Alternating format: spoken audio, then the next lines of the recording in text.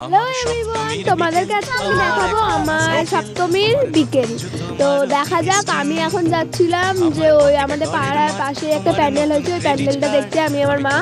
তো দেখা যাক, ওখানে যাচ্ছিলাম, ওখানে গিয়ে পকোড়াও কিনে আনতাম। তো প্রথমে মাকে বলছিলাম আমি প্যান্ডেলটা দেখে আসি, আমার মা নাইটি বলছিল যাচ্ছিল না। তো আমি মাকে বললাম মা আমি প্যান্ডেলটা দেখে আসি, তুমি যাও। এখানে দেখো আমার আঁকাও আছে, তোমাদেরকে পরে আমি একদিন দেখাবো। তো এখানে আমি গেছিলাম প্যান্ডেলের ভেতরে, প্যান্ডেলটা দারুণ বানিয়েছিল, ঠিক আছে। প্যান্ডেলটার ভেতরে গেছিলাম, এখানে কোনো বাচ্চা আমাকে ডিস্টার্ব করছিল, দিয়েছি ধরে চট। তো এবারে দেখো এখানে হিরে খড়ি লেখা ছিল, আমাকে হিরে খড়ি লাগছিল না, এটা কয়লা লাগছিল। তো আমি এখানে ভাট মারতে মারতে চলে যাচ্ছিলাম আর ফটো তুলছিলাম। পাশ দিয়ে লোক গিয়েই যাচ্ছে ব্যাংক।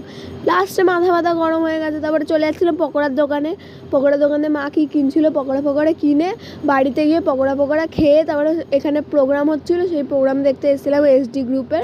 তো স্টেজই ভেঙে গেছে, টেকনোলজি করে ঠিক করলো স্টেজ।